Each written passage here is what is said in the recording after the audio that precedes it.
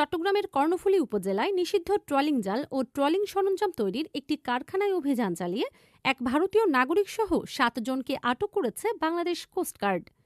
অভিযানে প্রায় ৩৬ লাখ টাকা মূল্যের অবৈধ ট্রলিং জাল ও জাল তৈরির বিভিন্ন সরঞ্জাম জব্দ করা হয়। বাংলাদেশ কোস্টগার্ড জানায়, গোপন সংবাদের ভিত্তিতে বুধবার ৭ জানুয়ারি ২০২৬ সন্ধ্যায় কর্ণফুলী থানাধীন চর পাথরঘাটা ১ নং ওয়ার্ড রফিক ডাক্তারের বাড়ির পাশে বিশেষ অভিযান চালানো হয়। অভিযানকালে একটি গোপন কারখানায় তল্লাশি চালিয়ে ১২টি নিষিদ্ধ ট্রলিং জাল সহ বিপুল পরিমাণ জাল তৈরির কাঁচামাল, যন্ত্রপাতি এবং সরঞ্জাম উদ্ধার করা হয়। জব্দকৃত এসব সামগ্রীর আনুমানিক বাজার মূল্য প্রায় ৩৬ লাখ টাকা বলে জানিয়েছে কোস্টগার্ড।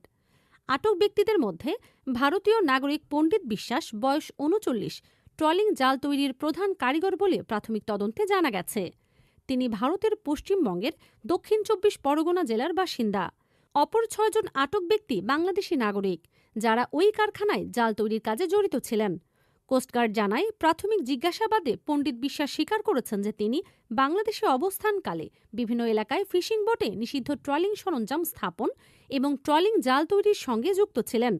সর্বশেষ তিনি ২০২৫ সালের ২৭ নভেম্বর ভ্রমণ ভিসায় বাংলাদেশে প্রবেশ করেন।